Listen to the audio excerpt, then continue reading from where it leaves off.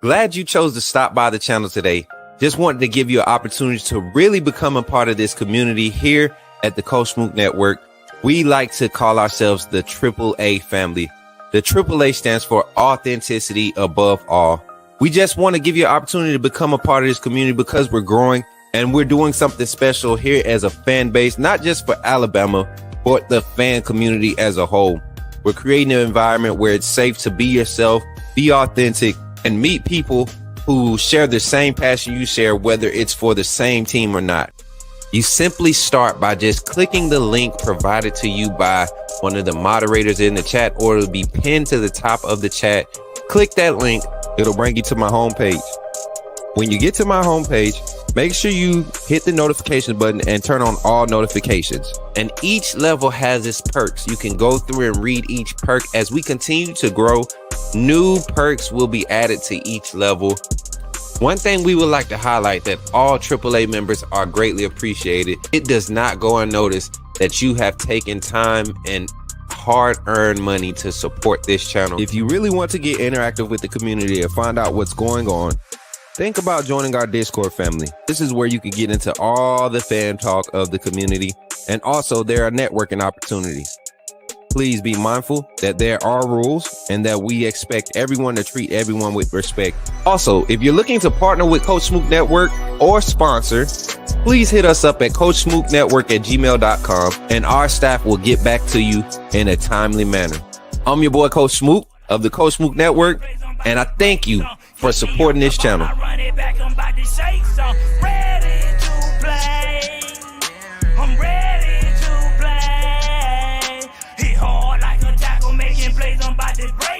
Keep me off the ball, I run it back.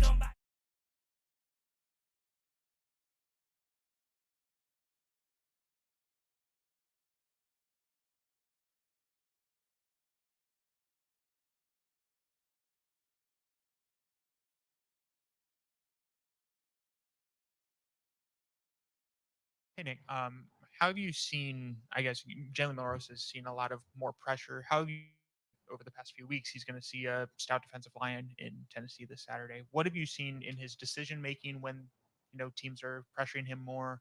How has he kind of responded to, I guess, the weight of sack opportunities, tackles for loss, things like that? Yeah, I think I think Jalen has responded great in those moments. I think there's always going to be plays where you wish you could do something different. I think that's the nature of playing the position. And so there were some learning opportunities that occurred in the game this past week, and that occur every game. Where choices you make, decisions you make that work out, in your favor, and maybe it wasn't the right decision, and so you still learn from there. And then obviously, when the result isn't what you want, relative to the end of the play, you learn, you grow, you improve. You have conversations and communication of why that happened. And there's always a story to every poor decision or every mistake that you make. And so we just talk through that, learn, grow, improve, and try to get better throughout the week of prep, and try to put them in, not just Jalen but all the other players, in positions where things that you didn't execute as well as you'd like, you put them in that position in practice so you can improve and get better. And Nick, you have been on the other side of this rivalry going back to your GA days there. What stands out to you about the third Saturday in October? I think just the passion, the intensity of the game. That's what stands out the most. The environments that you compete in are as good as it gets in college football, and so that's what stands out the most in this game. What have you seen or maybe liked about the depth at wide receiver when you've had some guys out with Kendrick and Kobe missing a little bit of time? Yeah, I've appreciated the efforts of the guys, and playing multiple spots and having to learn different positions. I think Coach Shep has done a great job of that. I think you see Caleb Odom just continuing to grow and learn multiple spots, playing different, positions on the field. Cole obviously had some big plays in the game. And so, with just the rotation of players that are up each week, obviously Ryan and Germ have been steady and productive for us, but I think the depth of that room has certainly helped us. E-Man has had some good moments. And so, I know there's other guys too that I'm probably leaving out, but I think it's a deep room, and they're improving each and every week. And Coach Shep's doing a great job of mentoring, molding, coaching, all of the above. And I think, those guys have contributed and helped us for sure. Coach, how pleased are you with the run game so far? And obviously, you want to see more no matter what. But what's the ceiling for this backfield? I wouldn't ever probably use the word pleased. I don't think in any area really. We're always trying to improve. I thought, we took strides running the ball in the game this past week. We had some negative yardage plays that really kind of skewed the numbers that way, but I thought there was some really strong, tough physical runs by both Jam and Justice in the game. And so there was things to be encouraged by how we ran the ball at times. I think across the board, we're looking for consistency. That's in all areas. There were certainly things that we can do better, both in the run game and in the pass game from this past week. And every week presents new challenges, and so, you flip the page, you go to the next week, you start, breaking down the next opponent and the things that you're going to have to do to be successful. And that is in all areas offensively. But I thought there was some physicality up front. I thought there was some tough running that occurred. We have to eliminate the negative yardage plays that obviously hurt us in the game. And so I saw strides. I wouldn't use the word pleased, but I would say that there was improvement made. Coach, sticking with the upfront unit, what is maybe the message to those guys concerning quarterback protection leading up to Tennessee? I didn't, just being very blunt and honest, I thought that we did a nice job, big picture, blocking, this past week in pass pro. Some of the issues that we had protectionally were a little bit more schematic than they were individual. And so I was proud. I thought there was a tough task last week with the two edge rushers that we were going against. And I was really, by and large, pleased with the effort on the edges and inside. It wasn't perfect. There were certainly a few plays that I know those guys would like back. I thought there were some tough spots we put them in, particularly at the end of the half when they know you're throwing the ball. And even some of those weren't, they were a little bit more schematic or quarterback location in the pocket. And so I thought by and large that the guys up front did a nice job in pass pro. Like I said, some of the issues that we had or the sacks that occurred were a little bit more schematic than they were, one-on-one breakdowns. Coach, what do you feel like the next progression point is for Jalen that you want to see him meet in these next few weeks? I think each week is a new challenge. I think you're just continuing to grow, continue to learn. We talk to the players every week that every time you go out there on the field, you send a message or an invitation. And so Good morning, everybody. if you do well, you're sending a message to the other team that this is something that we're really good at. And when you struggle with something. Good morning, everybody. What's good, everybody? How y'all feeling this morning, man? I started the show off a little different this morning. Listen, the reason why, and I'm gonna give y'all a little context of why we came live early this morning. Let me show y'all something real quick. Let me set something up for y'all real quick. We can check this out. I think y'all might like this.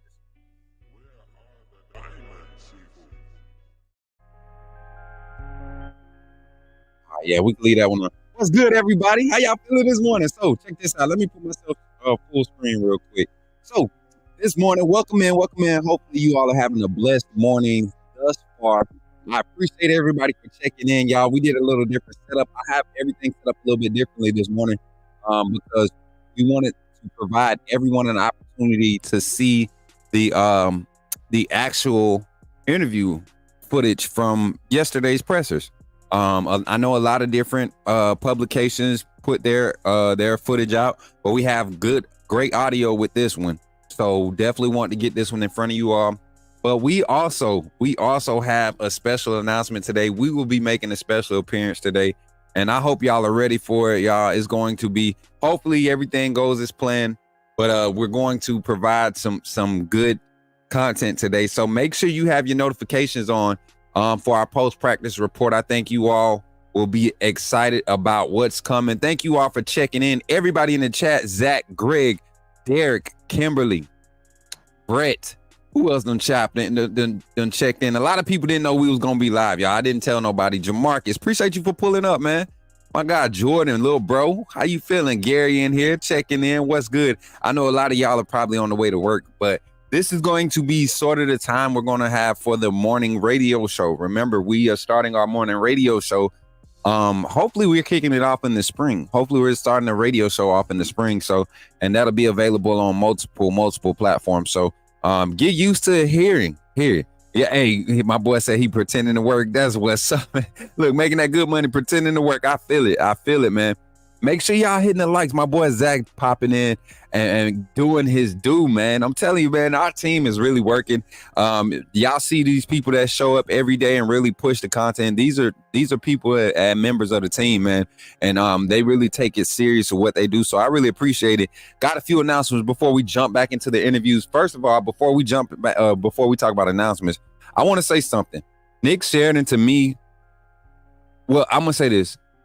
I've seen all 3 interviews, and I want y'all to check all 3 different demeanors. There's a certain level of responsibility and pressure being applied, self-pressure, self expectations being set by each of these coaches, and you can hear it and see it in all of what they're voicing today, in their post pressers from yesterday's. But Zach, I appreciate you, man. Wasteland, how you doing?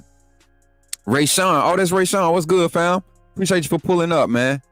Man, appreciate y'all for pulling up for real, man. Definitely wasn't playing, but MJ caught you off guard, but you here.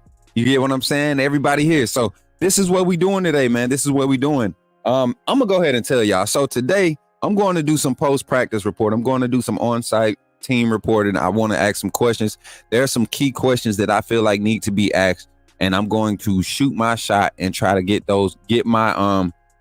myself picked. Get the mic passed around to my section so I can ask a question to whatever media availability there is today. I think today there will be some of the assistants, some of the position coaches will be available. So I'm gonna ask some pertinent questions that I know the fan base needs and wants to what I think would be beneficial for the fan base to worry about, rather than a lot of the petty stuff that you hear a lot of those team reporters asking right now. It's like nobody wants to do homework and actually, get to the nitty gritty and get the real answers, the real answers to the questions that everybody needs to know.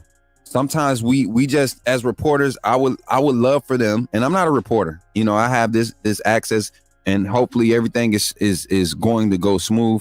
And I get the opportunity to ask a question. But I think reporters need to get back. We rely so much on social media and technology.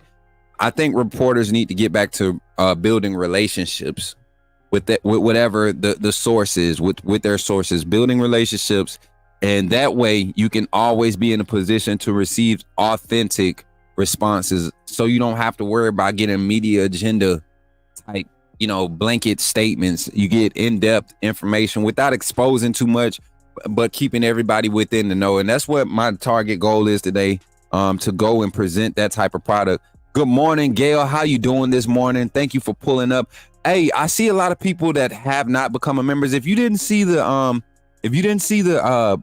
commercial at the beginning, the infomercial, think about becoming a member of the AAA family. If you want to do that, there's a link floating around. Bot Ricks just posted it, which is our channel chat bot.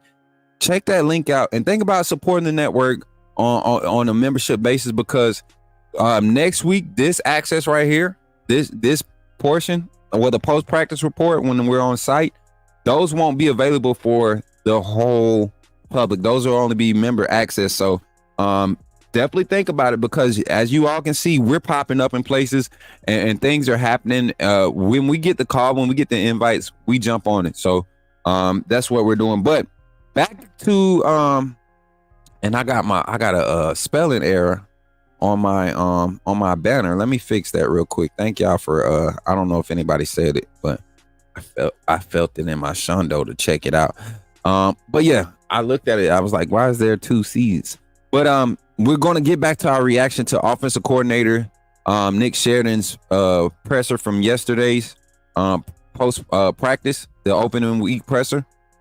Today we have media access to player availability and position coaches, I believe. So we're going to go and get some good questions today. All right. And make sure y'all share the live. Make sure y'all like it and share it. We got 34 live here on YouTube, 28 on Twitter, and 2 live on Facebook, man. If you're on Facebook, drop a reaction, drop a like, drop a heart reaction or something, a laughing reaction or something. Let me know that you're watching. And even if you really rocking with me, check in on YouTube at Coach Smook. If y'all really rocking with me on either of those other platforms, Facebook or Twitter, come check in on YouTube, hit that subscribe button, drop a like, and turn the notifications on so you don't miss any content. We don't just talk Bama football over here. We talk all college football. We have a variety fan community in our Discord, and this is just a fan community that's creating great vibes and using the platform to create great content around some things that we share as far as interest. Thank you all for supporting. Let's get back into it, man. Coach Sheridan.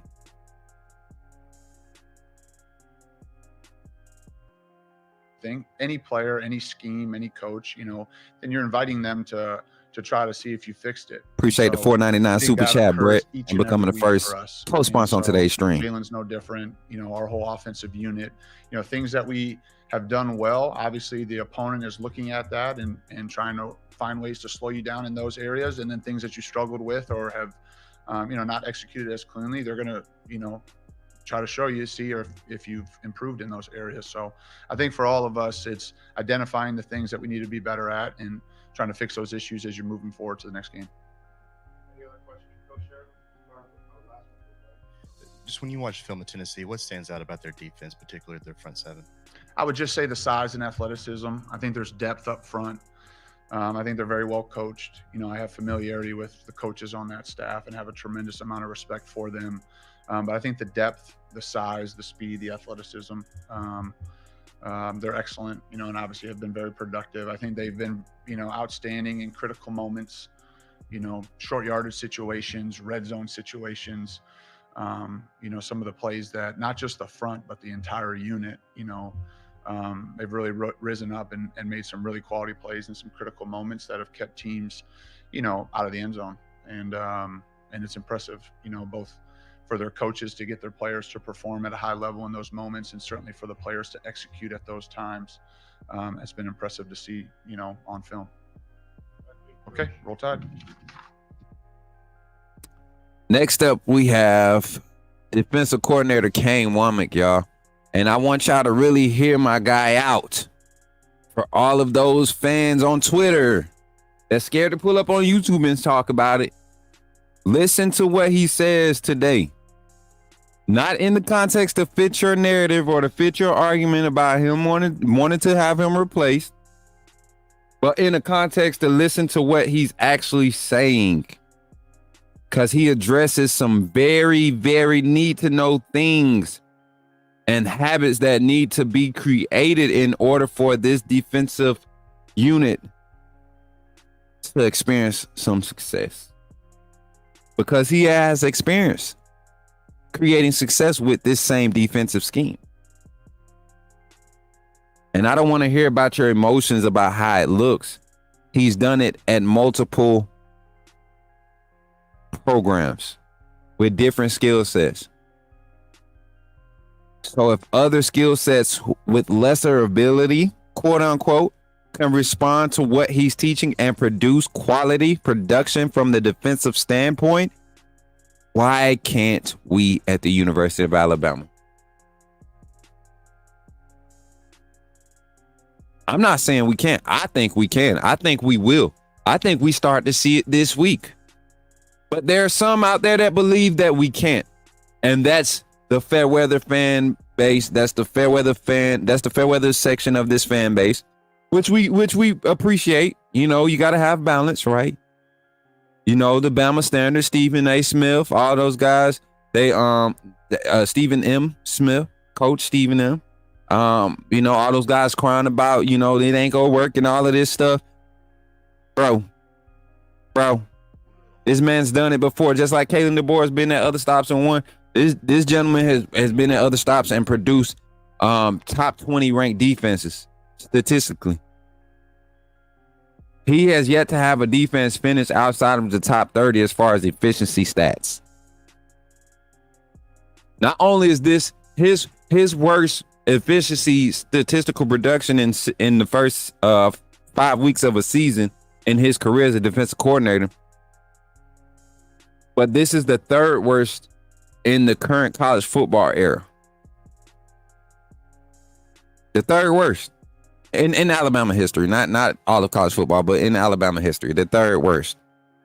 You know who else has one of those top 5 worst? Coach Saban. He's number 5. So for everybody that's saying that it never would have happened, it did happen. At one point, Coach Saban was number 4. As far as defensive production, defensive efficiency stats and production. So I'm telling you, man, it's gonna get crazy. And Twin. Oh, okay, yeah, Dwight, yeah, we got an early start. So I'm gonna give y'all a little inside scoop for everybody that's here. Oh my God, don't even ask that question. Don't even ask that question. I want y'all to think about this. Pushing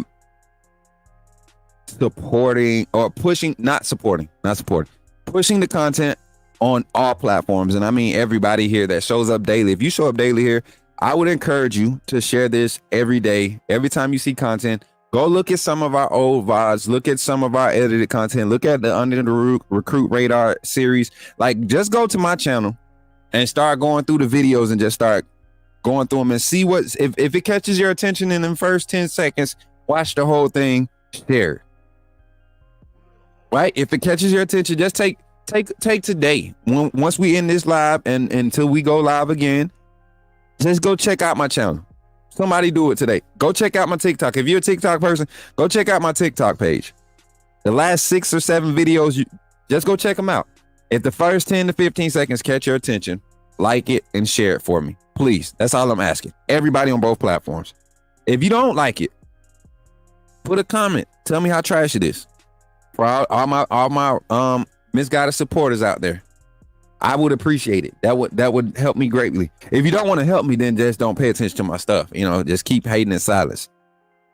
But that kind of helps me too. But if you really want, to see the community grow, because I know y'all are getting tired of talking to the same old people. I know y'all want to talk to more people. So share the content. Let everybody know, especially my Bama fans. Let my Bama Nation know y'all. It's some real content out here. They know. They keep saying we sunshine pumpers and feeling. No, we just refuse to be some soft, fair weather fans that's complaining all the time. That's all we refuse to be. And I think people would like that vibe more than that quit vibe. I love how Twitter's responding to my post. And just to update, I'm gonna pull it up too before the end of the show. Just to update that tweet is going crazy, man. That tweet is going crazy. It is now 7:50. Let's get back to it. But yeah, that's crazy. We gave Pete Golden all them years, and people, you had Kangaroo Black talking about he apologizing. Man, let's go. Okay, certainly, when you look at the game the other day, I thought. What's up, Chance? How you feeling, my guy? Pleased to get the win, to be able to fight and battle the way that our guys are fighting right now. It was special to find a way to come up with an interception to win a game. We've gotten to do that twice now, and those are always rewarding for a defense. They're always special moments, right, to be able to step up when it matters most. And certainly we were able to do that in the game. I think our guys have an appreciation for finding a way to win, and yet players and coaches alike, there's certainly an urgency to continue to build and grow as a football team so that we can be the team that we feel like we are capable of being as we continue to navigate through SEC play. We had from a chance defensively to be explosive. We had 13 game changers, 12 was our goal, 4 takeaways, 4 sacks, 3 3-and-outs, and then 2 fourth down stops, including a missed field goal. From what we call the double positives, the explosive plays given up and then the turnover margin. We had 9 explosives on offense. We gave up 5 on defense.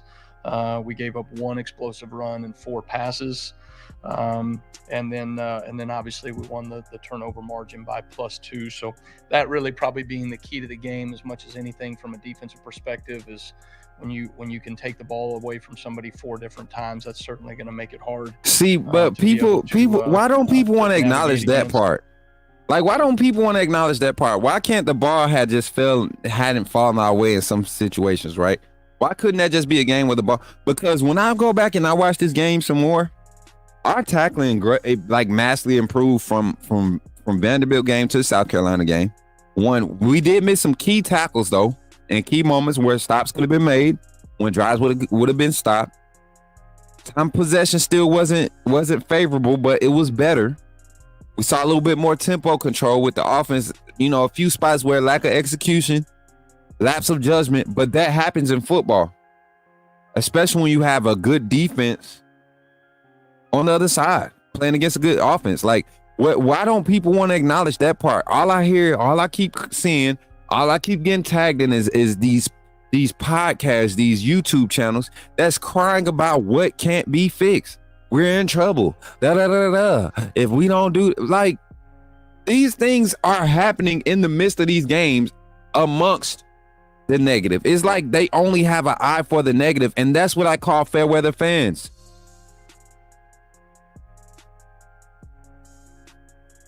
That's all I'm saying, guys. Like, I don't get the motive or the, like, as a content creator, as a team reporter, as a Bama writer, I don't get the context or the benefit of coming on live as a source of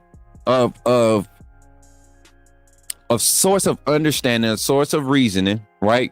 To get a better understanding, to be a connection between the fan base and the organization, right? The team. As sports media personalities and analysts, I do not get the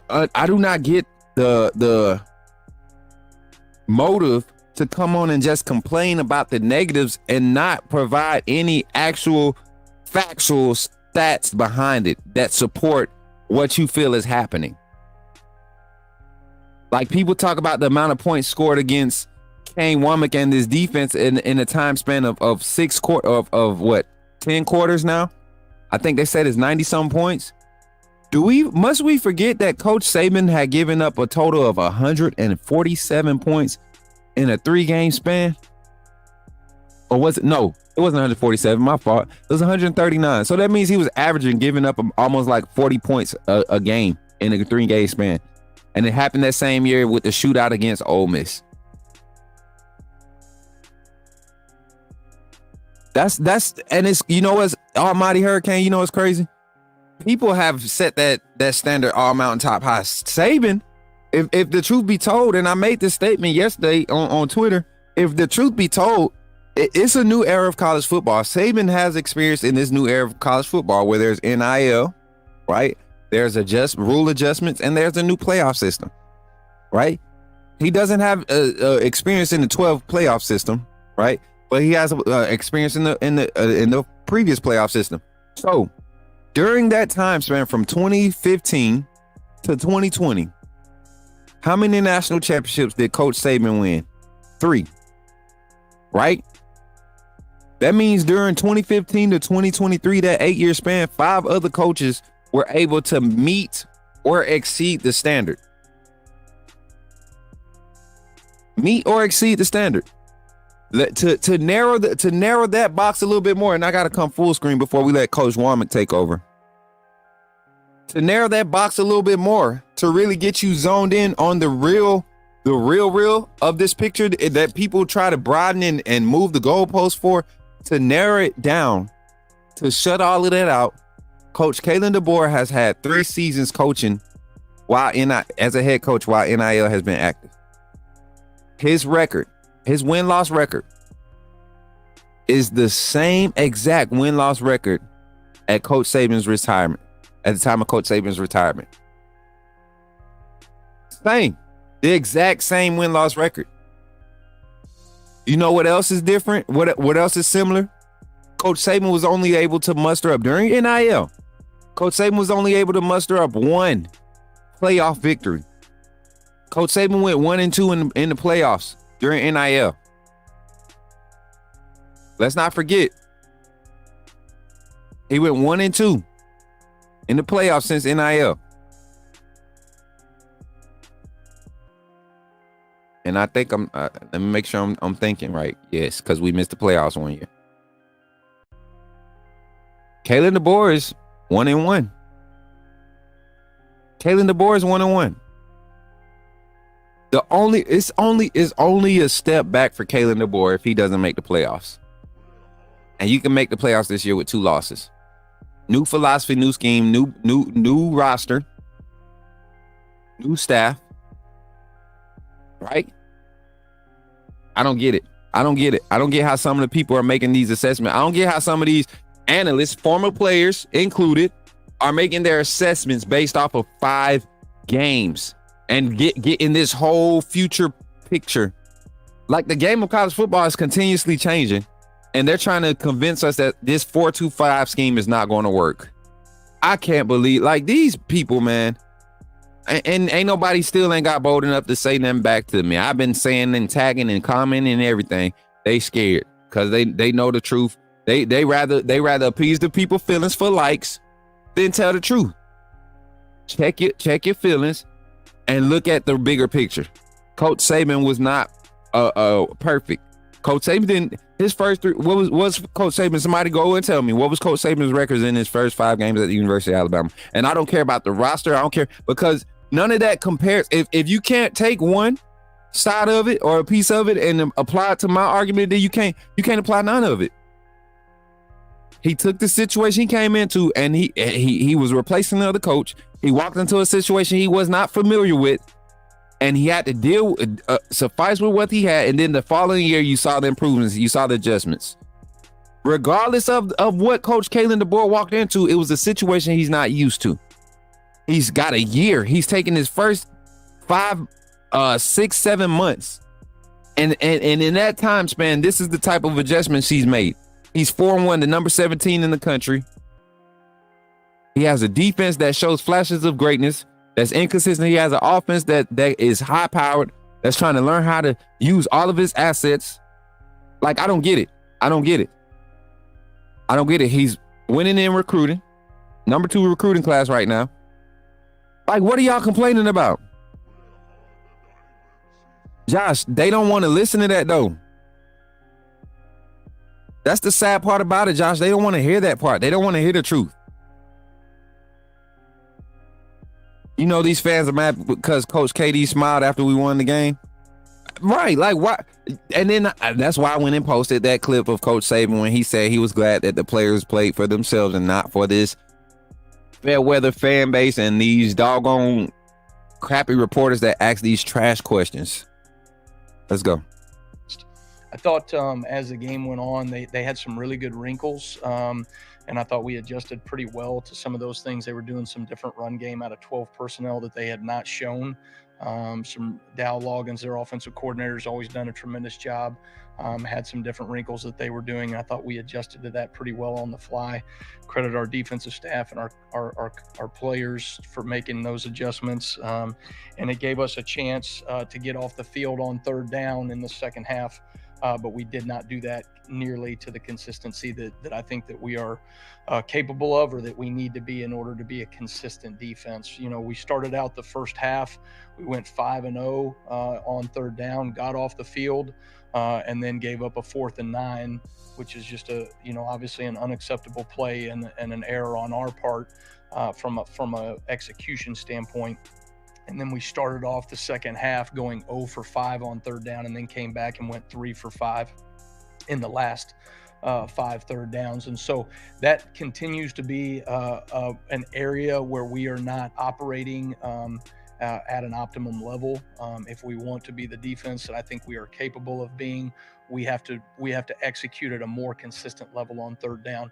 When you look at it, there certainly were some challenging things that USC presented for us, but particularly on 3rd down, it was a lack of execution on our part.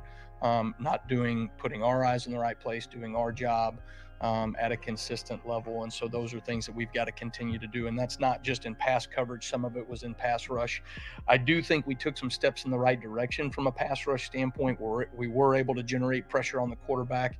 I think that's part of why we were able to get takeaways in the game. We were able to get sacks in the game, but we're still not optimizing our ability to rush as a unit on a consistent basis, and then play coverage on a consistent basis on third down and particularly in fourth down. So those are certainly the areas that we've got to emphasize as we moving forward, as we navigate ourselves moving forward into playing Tennessee. With that, looking ahead to Tennessee, I think Josh Heupel's just done a fantastic job over the last few years with their program. I think they have continued to improve the overall talent level of their roster. I think they are playing with more depth as a football team. And then, there's a number of explosive playmakers that they can get the ball to. I think their running back is elite. I think he has done Sampson, I believe, right, is his last name. Really impressive what he's been able to do. I think he's dynamic with the ball in his hand. He's got really good patience in their run schemes.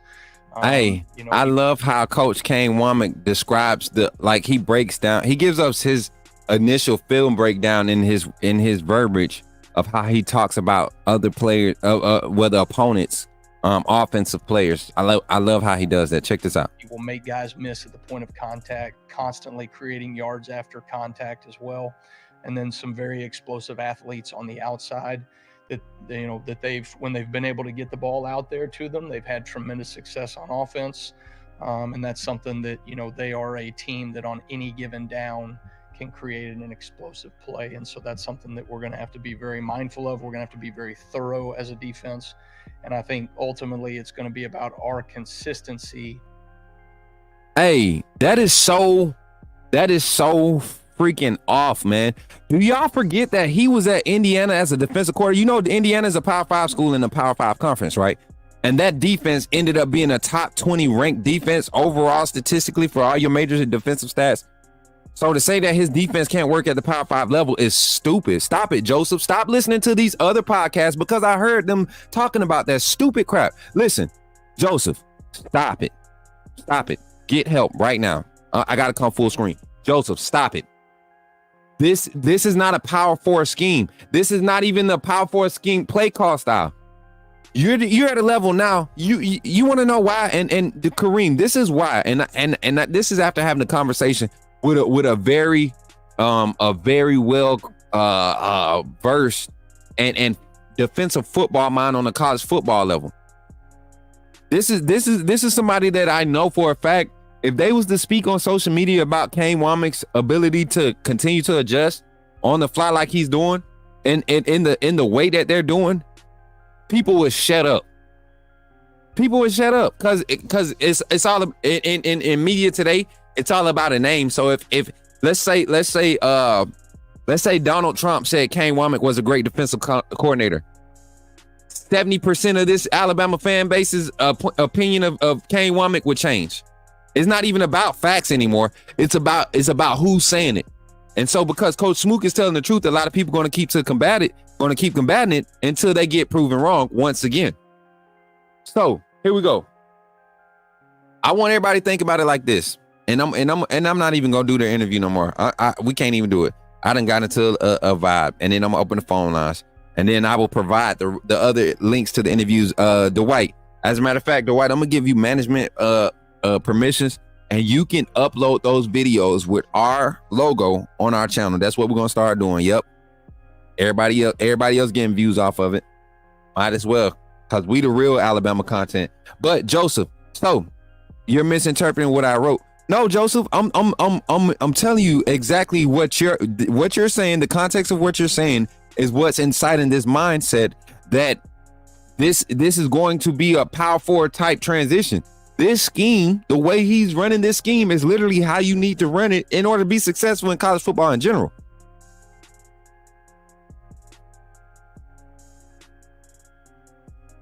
You're missing. If he's trying to turn this current gig in head coaching job, it's shaky. I didn't hear this. What? Oh my God. No, it wouldn't change. They try. Nah, I know they wouldn't. Not this fan base. Maybe up north, but not this fan base.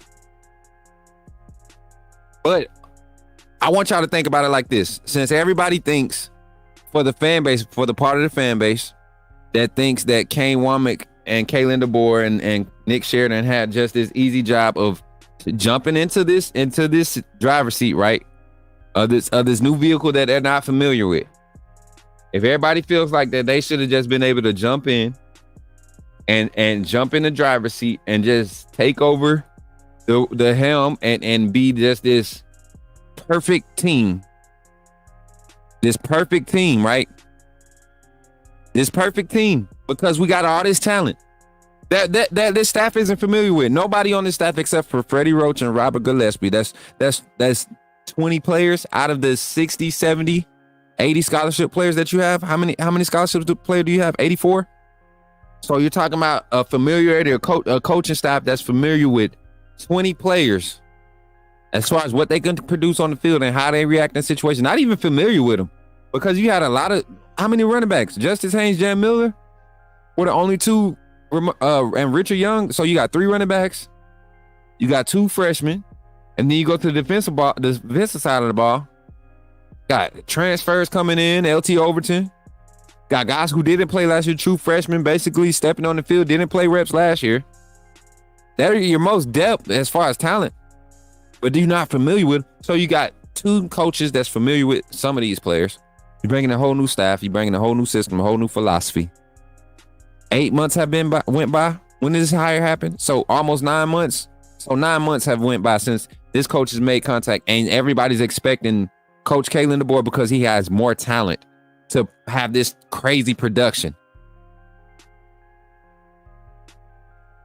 This crazy production, this flawless start. Exactly, Antonio. That's my exact point. So for all those people that believe that you're supposed to just be able to jump in, because I just seen the comment on Twitter. Ron Cotton, Fairweather fan Ron Cotton, says Saban built his teams. All DeBoer had to do is take the Ferrari and not wreck it. Apples to oranges, Scooter. First of all, I don't know who the hell Scooter is. Secondly, apples to oranges. What you mean? He ain't wrecked the car. He has the same record at this point in the season as Coach Saban did last season. What are we talking about? So Coach Saban could get a scratch on the Ferrari, but we can't. But Kalen DeBoer can't. In his first time ever driving it, right?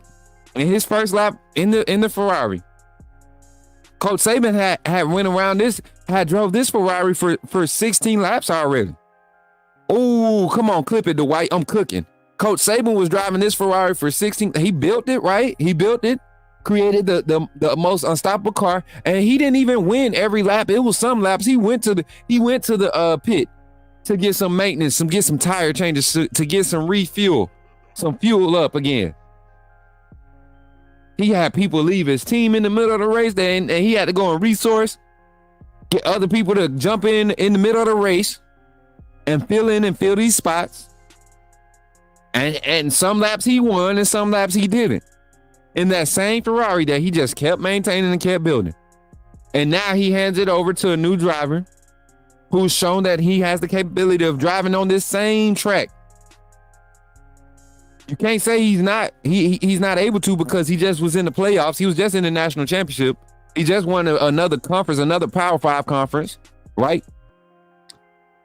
Goes down in history as the last coach to win that conference. The Pac-12, the last coach to win the Pac-12 was Kalen DeBoer. I want y'all to remember that. He's a conference champion. And a playoff game winner. So I just want y'all to slow down.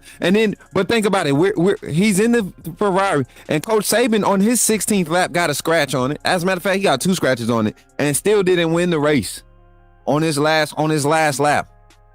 Got 2 scratches on it. As a matter of fact, if we being honest, he had a blowout.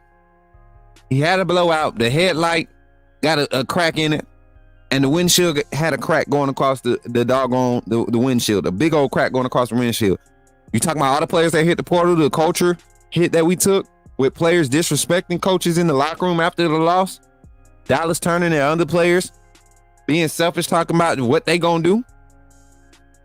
Oh, we forget about all of that.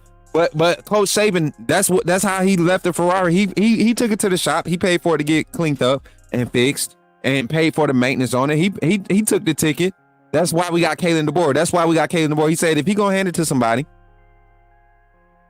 if he gonna hand it off to somebody, it's gonna be somebody that knows how to win and do it in a similar fashion that he did. That's what happened. But he can't get a scratch on it in his first time driving. Don't let him get a scratch on it. It's all done now. It's all done. It's over with. Fair weather fans, man, I can't stand them. It ain't an offense or a defensive problem, Jay Penny. It's not a scheme problem. We're 4-1. We are 4-1, 5-1. What are we, 5-1? I think y'all just need to calm down. I don't have space. I don't have the patience to even debate with a fair weather content creator about the scheme. When you can literally turn on film from Michigan games last year and watch them run similar variations and sets that we're actually running, similar pressures that we're actually running. You just see players responding. One group of players is used to a system, another and a verbiage. Another group of players is not. They're getting used to it while still trying to be elite athletes. That's what it boils down to. So for all you goofies that keep crying, talking about the scheme can't work, 5-1 in your face. 5-1 for all you goofies. 5-1. The scheme's so bad. 5-1. The scheme's so bad that we 5-1. Kentucky has a lead D-line that taped from our loss and still got facts, man. That's what I'm talking about, man. If we didn't lose to Vandy and got whipped by Tennessee, they would still be saying the same. And that's the crazy thing. As if Tennessee isn't a good team. Like if we go in here and struggle with Tennessee, they're going to complain about that. Like Tennessee isn't a good team or a team that's learning and becoming a better team. Like that's crazy to me.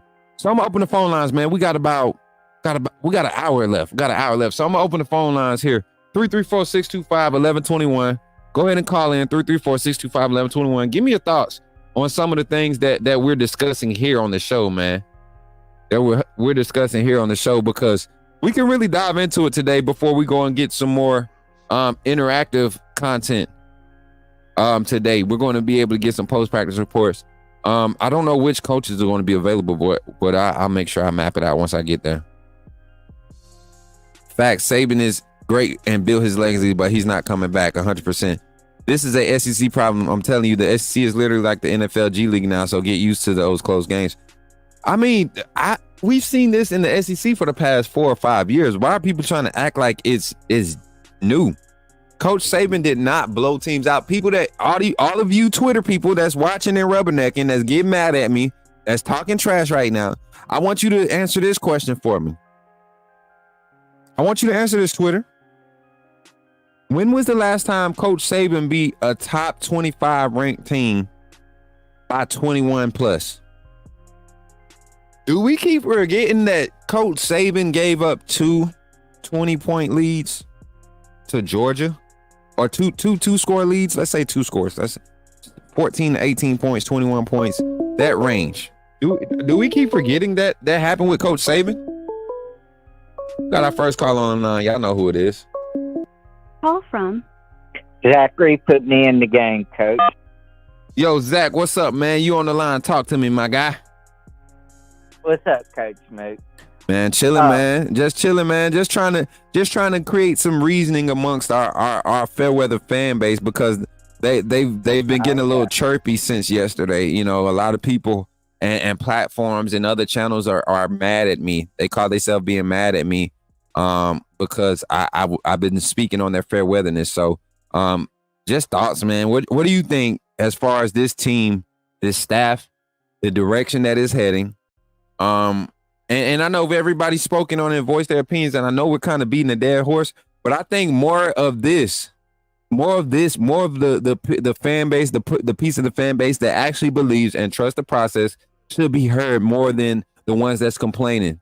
You know, I got to see a clip of our boy's old channel, and both callers that he had on there for all of 30 minutes, whatever, however long their phone calls is, were complaining the whole time. No actual knowledge, no nothing, just complaints and complaints and complaints. Then I flipped to another channel. The whole panel was just talking about what the problem is, what we can't do, what this, and all this crying. So Zach, help me, bro. As you can see, I'm irritated by it. Help me. Right. And I'm irritated by it too, Coach Smook. I just want you to know that. But yeah, we're fine. I would much rather be battle tested and have close games than to blow everybody out and get to the playoffs and face adversity in the playoffs and lose in the playoffs because we hadn't faced adversity all season. Right. I mean, because all these close games, all they're doing, all this adversity that we're facing is preparing us when we face it in the playoffs. You know, or any big game, like every game against Alabama, everybody like to say it. We're everybody's big game. So when people play us like we're their big game, that we should respond. We should have moments where we respond like it's a big game. I saw a big game moment when we were able to get the turnover on downs, the defense. The offense did not capitalize, and the defense came back out and secured the win. That's a big moment. Because in the playoffs, we don't care. We don't care. If we was playing South Carolina in the playoffs, if there was a playoff game for all these if people, if this, if that, well, let's if this. We won, right? That's a fact. Right. If it was a playoff game and we won it like that, would you not be satisfied? I would. Because South Carolina is 3 scores away from being a playoff contender right now in all 3 of their games. Right.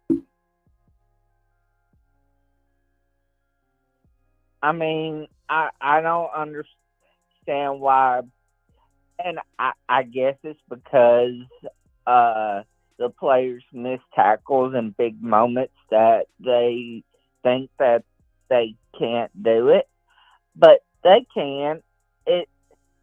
The coaches are, and you know, we had Jahad Campbell's uncle on yesterday. And I believe what a lot of the problem is, you know, how he was saying, you know, some of the vets,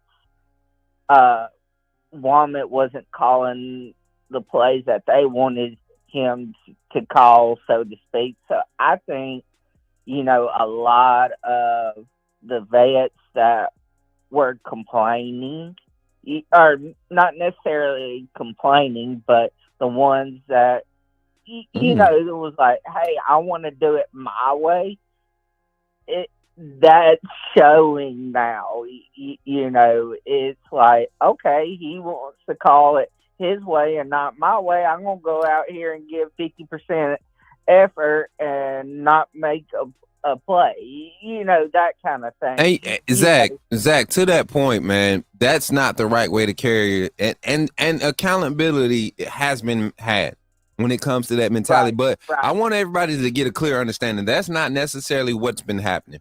There's a new language being spoken at Alabama on the defensive side of the ball, like a completely new language. Even on the offensive side, there's a completely new language. Now, offensively, it's a lot more fluctuant. You know, you've had Coach Saban had a system that he ran, but when other coordinators came in, they changed the verbiage of how they understood it, but still stayed within the blueprint of the scheme that he wanted to supplement or complement his defense. Well, in this situation, you have an offensive-minded coach who has an offensive style that he wants to be the forefront of what this team's makeup is and identity is, and you have to have a certain play calling style defensively to supplement that, which Kane Wommack's play calling style fits that. Vision coverage, playing safe, aggressive pressures, and creating turnovers. We've dialed back on the pressures because of situations with missed tackles or whatever. We've had to dial back on the pressures, But you fix a tackling problem, you can do a lot more with your defensive pressures. And then schematically, we're talking about two systems that led statistically in all major categories on offense and defense for the past 3 or 4 years. I mean, just schematically, the systems that we're implementing. So people have to really understand, like, there's a process to learning personnel to fit these overall schemes. And with Kane Womack and his defense and the play calling, there's moments where you might want to, and I said this yesterday, you might want to tell your secondary, not the whole defense, but you might want your strong side of the formation, the strong side. You want them to, instead of them running your base 3, you might want them to invert that cover 2. You want them to invert cover 2. Don't just sit on the flats. Drop, play in between the flats and the hooks, flats and the curls. Play in between it so that you can put yourself in position to really be covered. When you're making that call, that type of switch pre-snap, when the offense lines up, it's hard to get that communicated when the player is lined up and looking at his assignment already after getting the first initial call. So it's going to be a learning curve. People that think that's supposed to be smooth, when you're talking about changing the whole language, football is football. But when you're talking about communication and being able to communicate a language, a verbiage, of interpretation, that takes time. And game reps are not the same as practice reps. And just like Kane Womack said, you will have coordinators, smart coordinators. There's a lot of great coordinators in the SEC. You will have coordinators that know they have a blueprint of their makeup, of their identity. And when they come to the field, if they come in with just that, they don't have an advantage. So yes, they create wrinkles and you have to be able to adjust the most simplest way on the fly. And that's why you don't see no extravagant. We don't have reps to review from last year with these players and this staff and this system. Like Coach DeBoer said, we don't have reps to review in this system. So we have to make the simplest adjustments. And sometimes simple just don't cut it. It just puts you in a good enough spot to have a chance. And that's what we've been seeing the first 6 weeks. So going the next seven weeks, it's going to improve. It's been improving it since last week. Vanderbilt game. We see less missed tackles, 10 less missed tackles than last week. I'm sorry to go on that rant, but I just have to when I have like stats, not stats, but facts, like common sense facts and rolling, I have to let it go, Zach. So run it up, Zach. Go ahead, bro. Yeah, and I misspoke, and that's fine. And I'm glad you corrected me on that. You know, because see, I can take criticism. You know, I wasn't coming at you. It was just it's not even anything. You didn't say anything wrong. That's the thing. You were leading into the facts that I ended up producing. It wasn't anything that you said wrong. I just went on ahead and jumped the gun because that's what people, they would try to sit here and listen to this phone call conversation and say, oh, they still making excuses. Well, no, we're not making excuses. We're stating facts. We're stating facts. Right. You want to continue to compare errors to errors, but look at the production. We're still in the same vein of production as Coach Saban was in his first. Actually, we're better. We're in a better state. You put the record in the chat earlier, Zach. 3-2, Coach Saban started off. I don't care what he had as a talent. He had a schedule that he got a roster he got handed. He had to make do with what he got. Mm-hmm. Exactly. Yes, there were circumstances and situations behind, you know, the team he got handed, but it was our own fault, you know, that we got that. Zach, a football coach has to coach football players, and that's what Coach Saban did. 7-5, or was it 7-6 the first year? 7-5 the first year, right? 7-6. 7-6. The regular season and won our bowl game. Bumped us up to 7-6. So really, in the regular season, if we're talking about judging Kalen DeBoer on a 12-game platter, a 12-game supple, I mean, he's already achieved and exceeded half of what Coach Saban did in his first year. So chill. Right. So I mean, am I satisfied with the win? No. Do I think we should have made more tackles? Yes.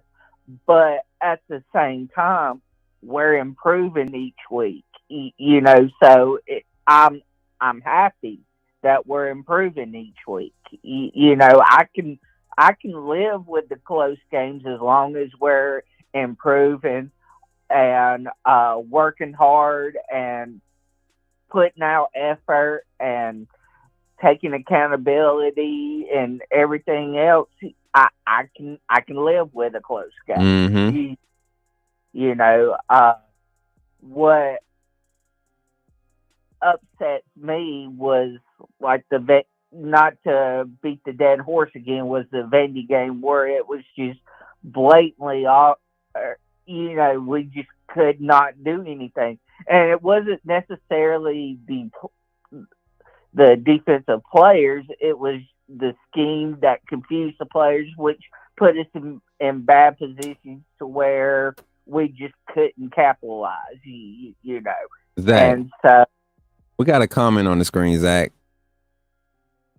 and I want your immediate reaction to it. Okay. The comment says, "Bring Lawson and Campbell down to edge rushers. Take King, Mack, and Malachi Moore to linebackers." Huh? Huh? What?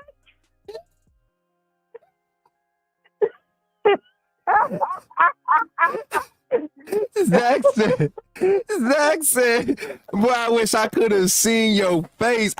You know what's sad, Zach? We're What? such a family. We're such a family. And seeing you tailgate weekend and being able to interact with us, you know, our family, I can picture, and I know everybody that was at the tailgate and everybody that's had interactions with Zach face to face can picture exactly the face. JB, I know that's exactly why you laughing the way you laughing, JB. Because JB, you know, JB, if we was at the tailgate and Zach saw that comment and reacted to it, the face, that would have been a picture. I wish my nephew was in here and oh my God, he would have got that picture. Oh my God! G-Ski, we gon' G-Ski, I'm Bank, Bank, you know it's real when Bank putting the alert sign up there. You know it's real when Bank putting it up there, because I done accused Bank of being fair weather sometimes too now. But you know it's real when he identifying some fair weather energy. You know, bruh, that ain't even gonna work there. Oh my God, they said, sir. I mean, oh man, I get okay, G-Ski, calm down, stop. I understand what you're getting at. I know what you're getting at. That's fair weather energy. You start saying crazy stuff like that. That's fair weather energy, because then you're not even talking football. You're taking two players who are legit safeties. Malachi Moore won't ever play linebacker at no level. Right? He's a strong safety. He's a in the box safety. There's a difference between an in the box safety as a resource hybrid linebacker and there's a linebacker, right? Right? There's a resource. Strong safety is a resource linebacker. They're not actual linebackers. You don't put a strong safety in the middle of your defense and have them call your defense and try to do run fits and gaps and cover and because of speed. No, you don't do that. You lose that battle 9.8 times out of 10. Tyrann Mathieu. He is not a linebacker. He's classified now in that defensive scheme. He's a linebacker because of how much weight he put on. You don't see him walking out and playing in coverage. You see him as a hybrid safety walking down in the linebacker zone, like Micah Parsons. You can classify Micah Parsons as a hybrid linebacker. You don't see him being classified as a strong safety, though. Tyrann Mathieu is a strong safety. He got drafted as a safety. Right. Got recruited as a safety. Played that nickel corner, which is your hybrid resource linebacker. That's a strong safety. Kill it, man. Right. Kill it. My guy said put Malachi Moore, but you use. I mean, if you're gonna talk about putting somebody at linebacker, right? And this is just hypothetically speaking, right? You're talking about moving a defensive back to linebacker.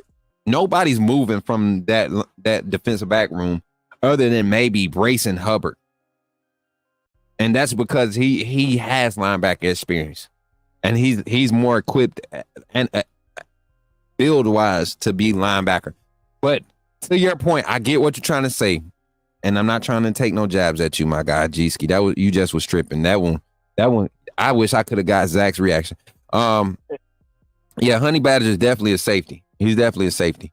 But he plays a hybrid. He plays in a hybrid linebacker role for that scheme that he plays in now in the NFL. He plays a lot of.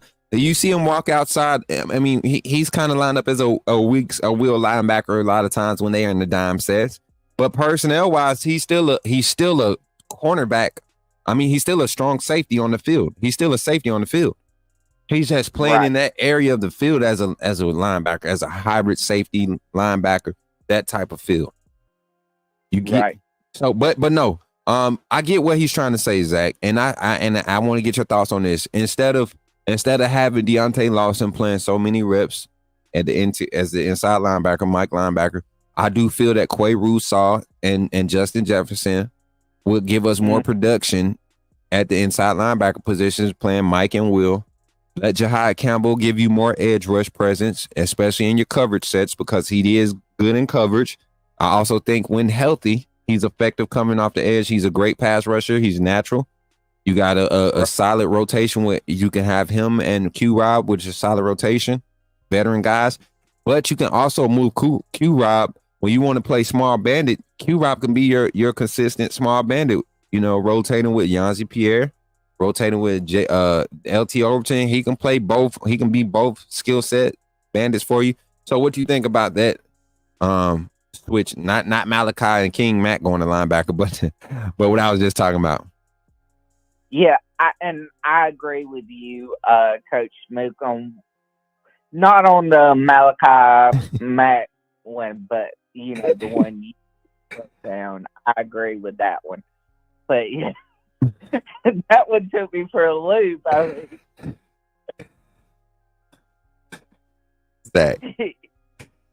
Zach, Piano Man just walked in. I had to put it on the screen for him. G-Ski Bill said, bring Lawson and Campbell down to edge rushers. Take King, Mack, and Malachi Moore to linebackers.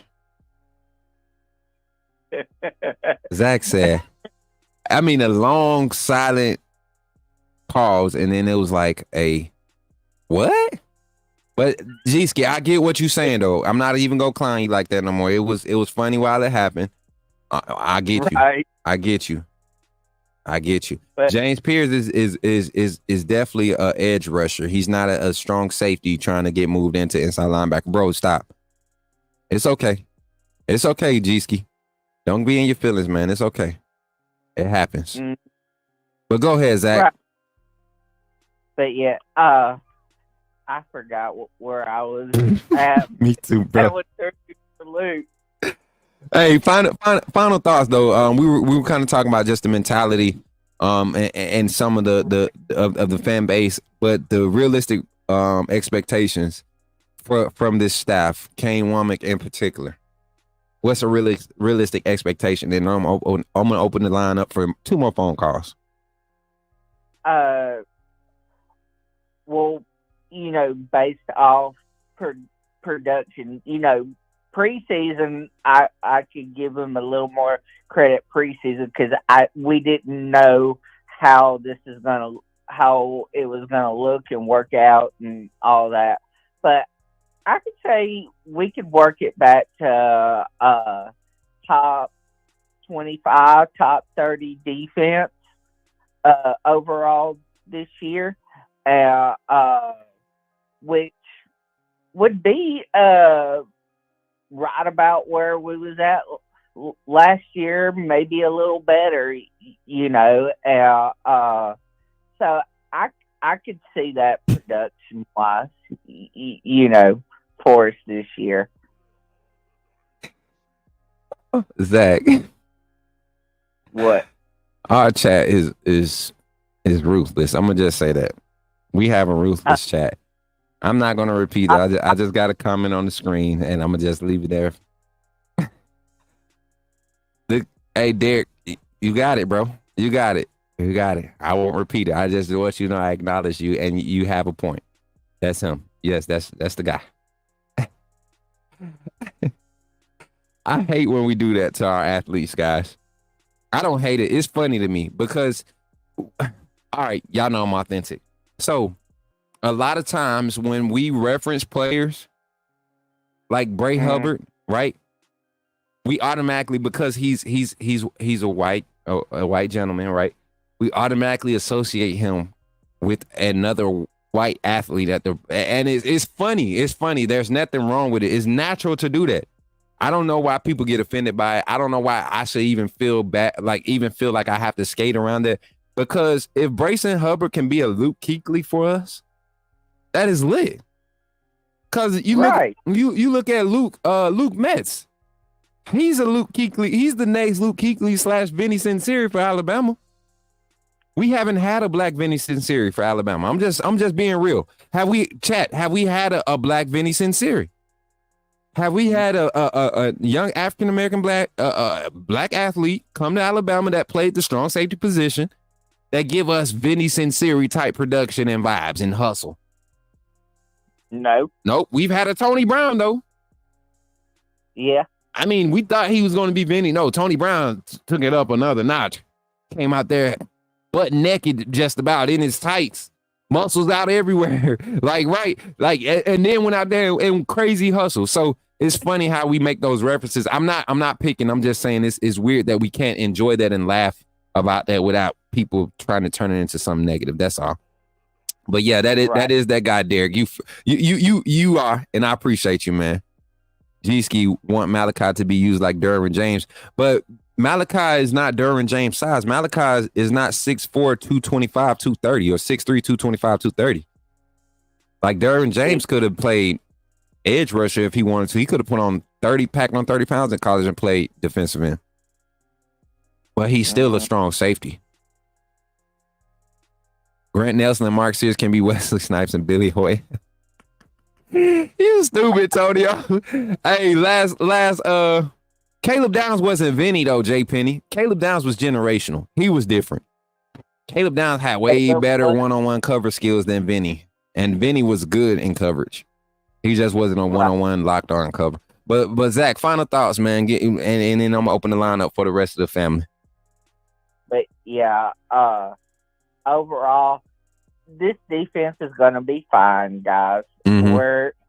We're gonna be okay. If it takes 6 games, and this is at every stop he's been at now, if it takes 6 games for him to really implement his defense, then Kane Walmart is going to have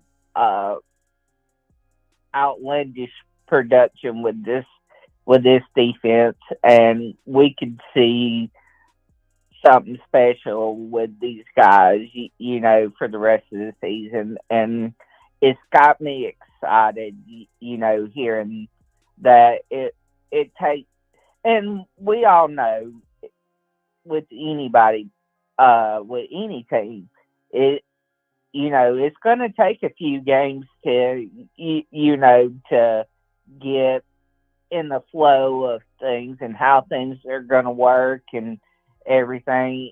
Mm-hmm.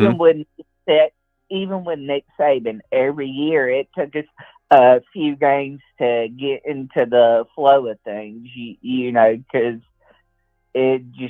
that's just how it is, and so, well, I'll holler at y'all later. Roll Tide, my AAA family. Roll Tide, Coach Smook. Keep doing you, and let's bring it. Let's blow the world up. You already know I blow. Look, figuratively speaking, with our content, for everybody that's watching, he means blow the world up with our content. Okay, CIA, FBI. We ain't talking about no other stuff. We talking about with our content. We're gonna blow the world up with our content. Roll Tide, Zach. Roll Tide. All right, man. I love my little bro Zach, man. Hey, Zach birthday coming up too, y'all. Zach birthday coming up in December. It's gonna be around the I think it's around the tailgate party time, the SEC championship time. So it's gonna be a fun time. It's gonna be a fun time. Appreciate everybody for supporting, man, today, this morning. Y'all, I got the phone lines back open. 334-625-1121. 1121. Call in. Say your name. Put me in the game, coach. I'll get you on the line. We got time for one more caller before we got to get out here and get on this road, y'all. Got to get y'all this quality content. Okay. Disclaimer to the alphabet agencies. Yes, we are not trying to blow the world up. We're Figure A Straight Gang right here. 917. From JB, put me in the game, coach. Yo, JB, what's up, bro? You in the game? Talk to me, man. What's going on, damn family? Hey, I'm just sitting on my couch listening. Mm-hmm. Cause you know how you got these fair weather fans or whatever fans they want to call themselves. I call Wally Wall fans. They're like, well, Nick Saban. Oh no, let's go back. Bear Bryant. I'm from that era. Okay. Well, Bear You sound like you far away from the phone, bro. You got me? You hear me now? Yep. All right. So they go back to the Bear Bryant era. They were like, well, Bear Bryant, he became this person and this person. Well, he only became that person because of certain players. We kind of hit that. Now we're going to go to the Nick Saban era, right? Mm-hmm. Nick Saban is the GOAT. We all know this. But Nick Saban didn't do it by himself. Mm. You know what I'm saying? Yep. Like he wasn't coaching every single position by himself. So the coordinators that he had around him became the coordinators that he is today. The Kirbys, the Dan Lannings, the Starks, the Kiffins, the Loxleys, all of them. They all contribute to what Nick Saban brought to them and what they brought to him. Mm-hmm. So y'all seen the movie Avengers, right? Mm-hmm. I just want to put this analogy out there. They're all great individually. But when they came together and we was watching that movie, we was like, oh, they about to wreak havoc. What happened when they first met Thanos the first time? They got that tail toe down. I mean, the Hulk, you didn't see him for the rest of the movie. Bro, you remember that junk? They had to go, like he had to just pop up randomly and he couldn't even be himself. He was scared to come out. So, hey, bro, hold on. Somebody want smoke. They said dude sound like Obama if he didn't go to college. Only one bank won't smoke. Well, he won't smoke, bro. He won't smoke. It's funny. It's just I did go to college. I have an accounting degree, but okay. You can hop off mine if you want. If you want to. I don't. Can you hear me now? Can you? Good. Good, right? Oh yeah, you good. You good. Lisa, okay. What's up? Lisa and VA said it's freezing, man. Oh man, I like this weather.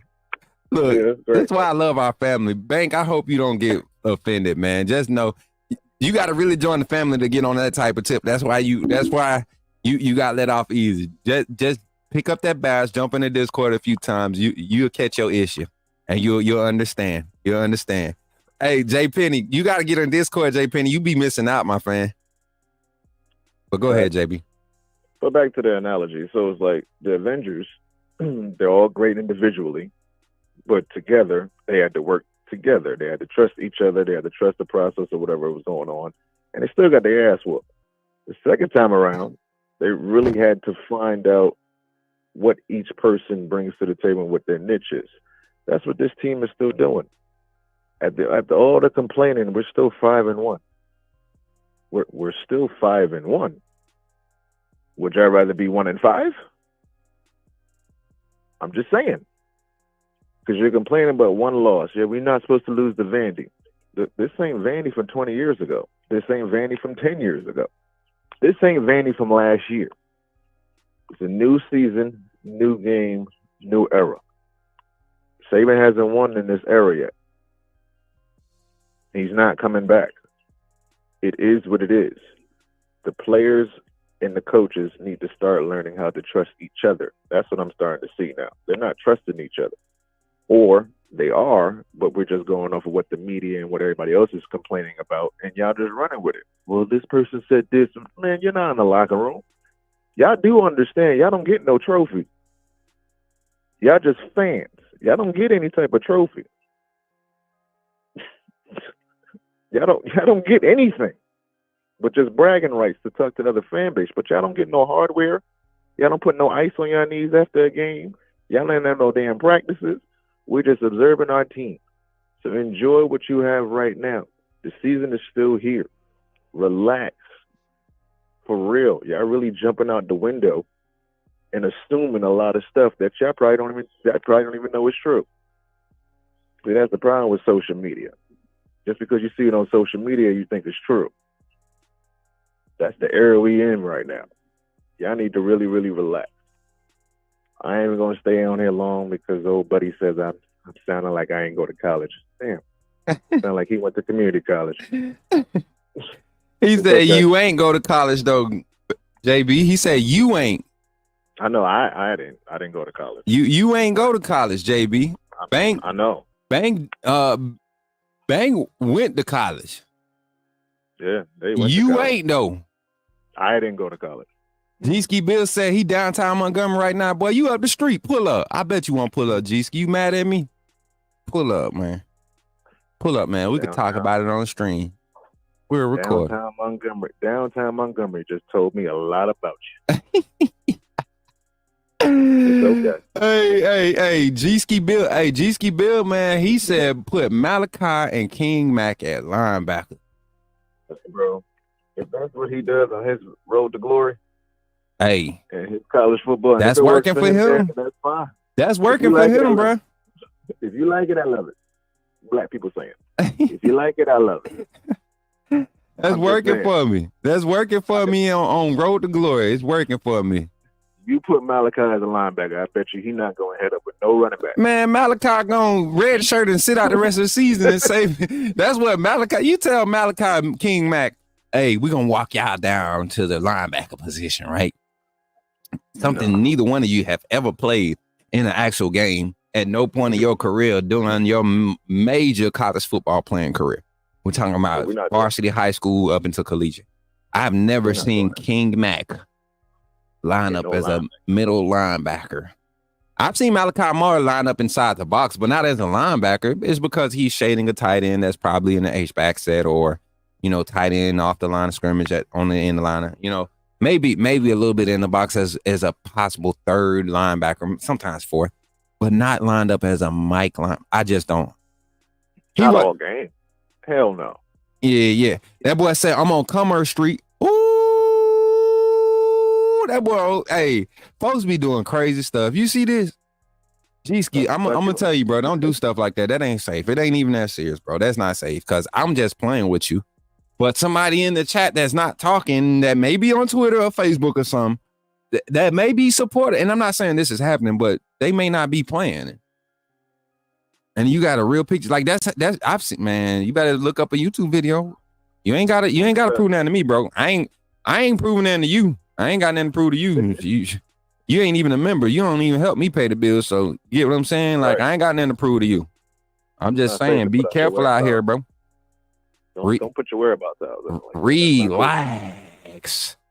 Just read the room, bro. Just read the room. But JB, we're gonna go ahead and get up out of here. We done hit our hour and a half mark. Roll Tide, bro, and appreciate you for calling in and be on the lookout, bro. We got some fire coming today. Gotta make an announcement here before we get off. Oh, we know. All right, bro. See y'all later. Yes, sir. So that's gonna do it for our early morning calling segment, y'all. We that was just a test, kind of like to see what the response would be as far as numbers, and we actually did pretty solid. We got let me check this right here. We got 68. We got 75 live viewers on YouTube and 68 live on Twitter. If you're on YouTube, please make sure you hit that like button while you're here. We're gonna close out this morning show. We got about 8 minutes. We got about 8-9 minutes. We're gonna close it out. So what we saying be careful, bro. Oh no, I'm just saying we was talking about putting your location out there. That's what I'm talking about, Bill. Like that, and I ain't even like talking trash. I don't know you from the next person, but I'm just saying like safety reasons, bro. You don't want to do that. You get what I'm saying? Like you ain't got nothing to prove to me. I ain't got nothing to prove to you. You get what I'm saying? Like, and we could talk. We could chop it up. Of course. I'm not even on that type of time. Like I don't look for issues. I got children to take care of. You get what I'm saying? I don't run from nothing either, though. And I know you ain't on that type of time. So, bro, it's not even like we was just saying, don't be putting your location out there, because 27% of my viewership is in the Montgomery area. So, and we got a lot of viewers, which I want to thank everybody for pulling up. And G Scott, I appreciate you for pulling up, man, and sharing your different insight, your perspective. Because like I said, not everybody understands football on the same level. So that's why we're here. That's why we come here. But a few announcements, y'all. A few things coming up, y'all. We got a lot of events coming up, things happening. First, we got the White Letter lineup tonight, 6 p.m. You're going to see the launch. We're actually going to have, hopefully I can have that infomercial done before the edited infomercial. We got the White Letter lineup, man. I'm telling y'all, I think y'all going to be excited about it. I want to do a preview. I want to show y'all a preview of what the lineup looks like. So let me see. Let me see if I can go ahead and get this finished up for y'all. But as a matter of fact, let's do something real quick. I'm gonna run y'all through the infomercial because we got a lot of new people in here. I'm looking at the viewers. We got a lot of new people in here that aren't members of the channel, and maybe y'all don't know how to become members of the channel. So what I'm gonna do is I'm going to run this infomercial. This is how you become a member of the Coach Smook Network and join the AAA family, right? Become a member, and you can get access to all the extra perks and things that you all are seeing on the screen.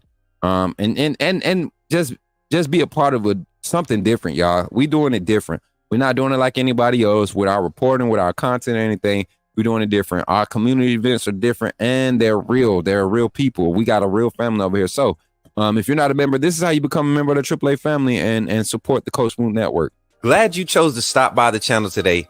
Just wanted to give you an opportunity to really become a part of this community here at the Coach Smook Network. We like to call ourselves the AAA family. The AAA stands for authenticity above all.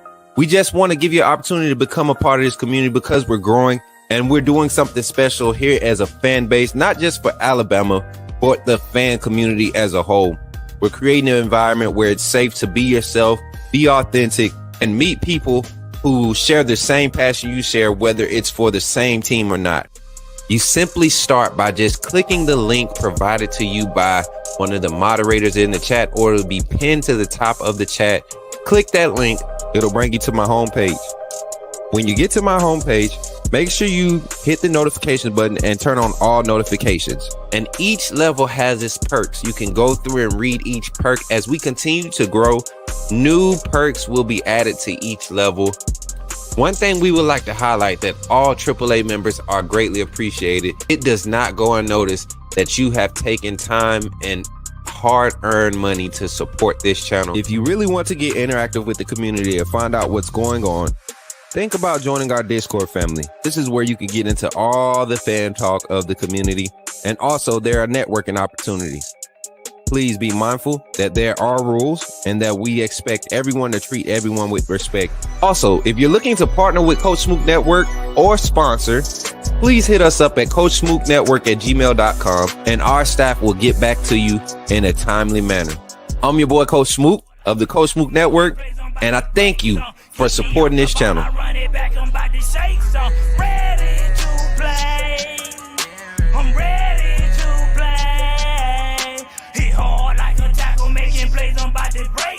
Kick me off the ball, I run it back.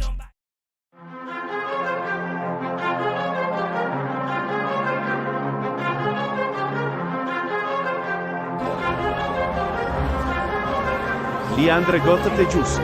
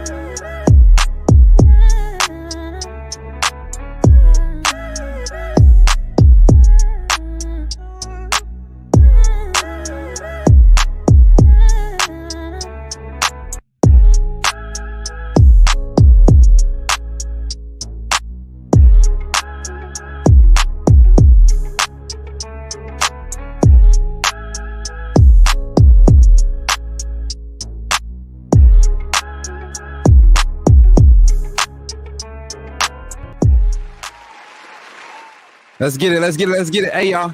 Final thoughts, and final talk, man. I wanted to show something to y'all. I want to share something with y'all.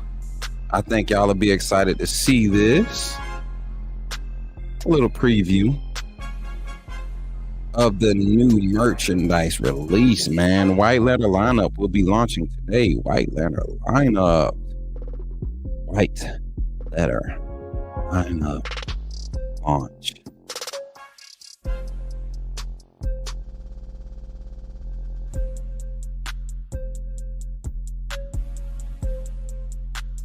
And the same link is going to be on the same link, guys. White Letter Lineup merch launch. Let's share the screen so y'all can see it, man. A little preview of everything. Yeah. How y'all liking that right there, man? How y'all liking that right there? We got multiple colors, man. This is what we'll be kind of promoting and wearing out when we go out as a community. You can wear it on your own time, but no, as if you come to events where you're working the events, supporting the network, you got an opportunity to support by wearing the merch and send them directly to our YouTube channel. This is how I look on the ladies from the back. I like this. I like this shirt, man. I love the color too. We got black. I'm gonna get me a black one. Definitely get a black one. Yeah, that's tough. I'm feeling this. Right? Y'all feeling that? Y'all feeling that? Oh my goodness. Let's go.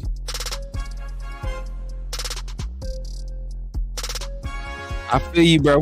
Appreciate you for pulling up G-Ski 100%. If y'all feeling this merch, let me get some reactions. What y'all thinking? Y'all liking that? Anybody planning on getting some merch? And then this is a special edition, red letter. We're gonna keep this special edition red letter one out there. Couldn't put white on white, right? Special edition red letter. All these fire emojis, I need to see y'all ordering them. And the only thing that I can't even lie, y'all, the pricing on it, oh my God. But members will have a special discount code. So if you're not a member, and you have to be at least AA. No single A. Double A members get every single A members, they get the normal discount for being a member. Every level up will be able to provide a discount code based off of your level of membership for your merchandise. And the item that we will be featuring for the VIP members this month. Well, of course, you all get your t-shirt from the first month. But the featured item for the white letter lineup, you got your red letter item for the VIP members, but you also have your white letter feature item that you're going to be able to that you're going to receive. And this is the item that you all will be receiving.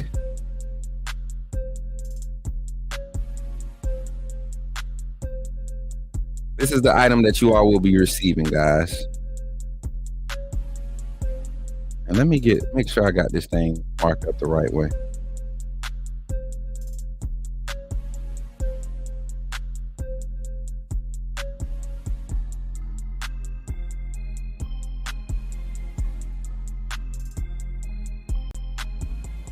I'm sorry, I'm trying to make sure it's typed up the right way. Here we go.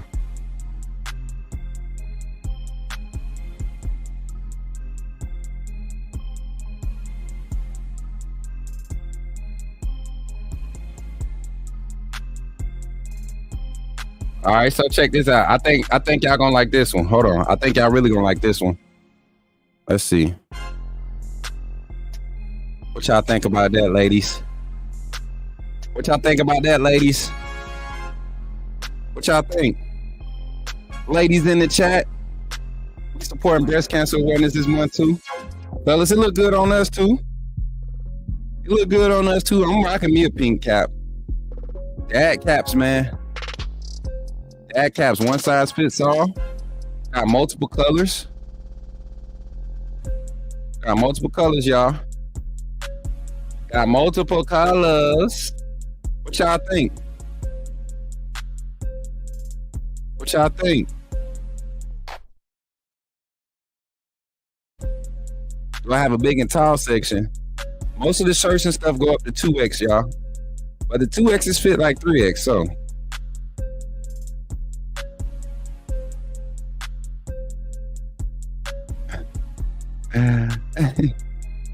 Facts, man. It's all good. It's all good. What's up? Power couple in the building. Go ahead and get Jada one of these hats, bro. You know she like to get her caps. You know you a cap boy too. You know you like your caps. I like all these different colors, fam. Like, this is tough. These are tough. We got those. But we also, wait, let me go back to that. Show y'all that black on black. That black on black tough. That black on black tough. Tell me that junk ain't tough. Oh, but this one even tougher. I want to say this black right here, this black and gray might be one of my favorites. And then the red and gray, I like that one too. For all my people that don't mind, you probably like the red headband. This is different for me. I've tried a few times. But y'all check this out. Check this out. I'm gonna show y'all this real quick. Last one. And I slick think y'all seen it already. But I don't care. Let me see. I'm gonna make sure I set this up the right way. Give me 2 seconds, y'all. Y'all seen it? Y'all seen it? That black on black is tough, ain't it? 6 foot 218. Bro, I'm telling you, you probably don't need an extra large. I'm telling you, bro.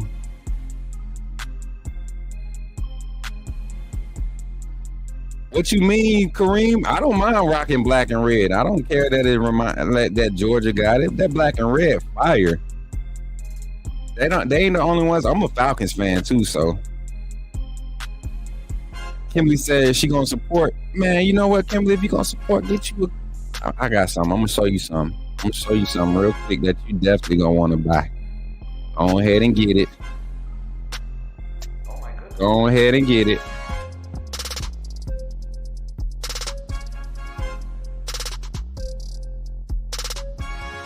Go ahead and buy it.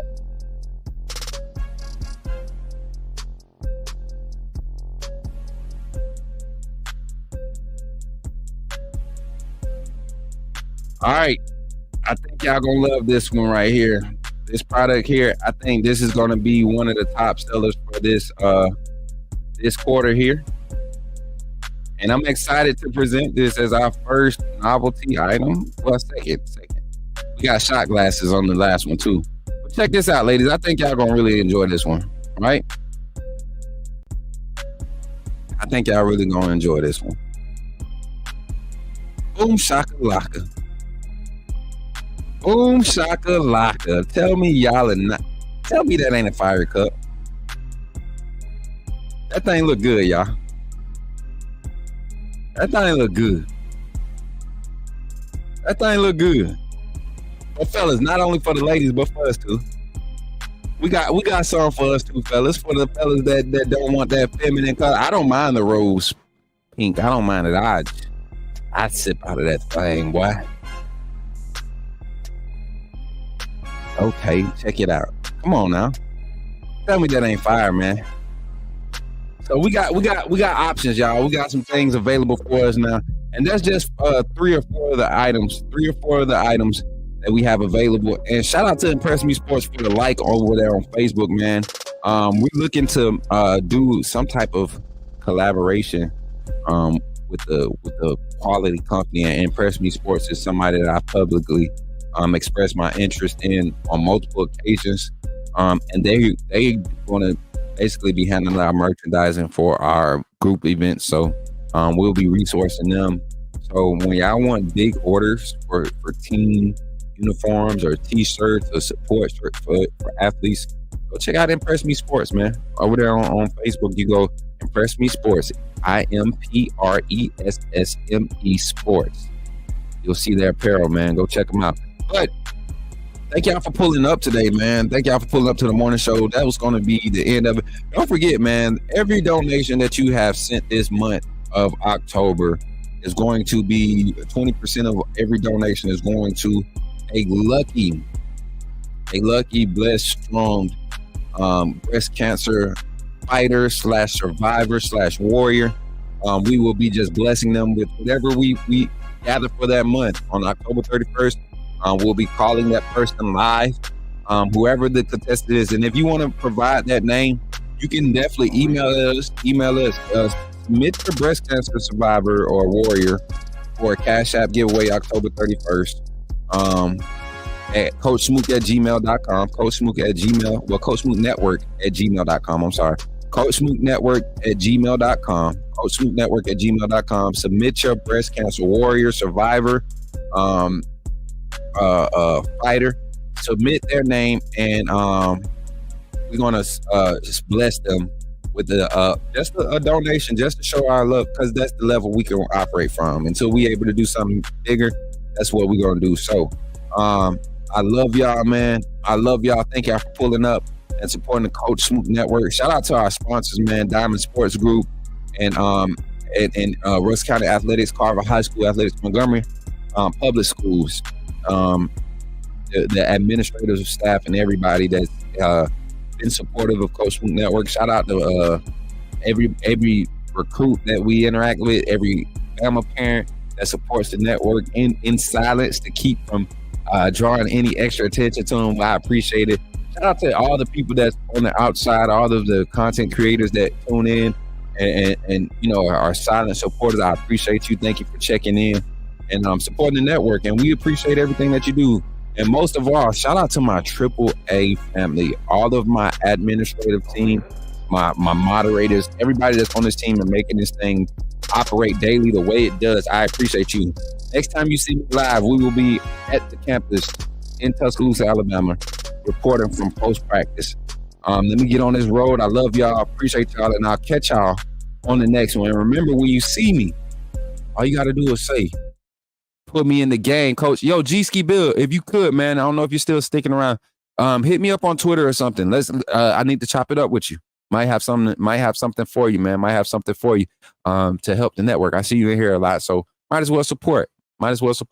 Hit me up though, man. Appreciate y'all for tuning in today and supporting the network. Don't forget, like on your way out, share on your way out. And if you're not a subscriber, you're wrong. You should have been subscribed. And when you see me, holla at your boy. Say, put me in the game, coach. I'll catch y'all on the next one.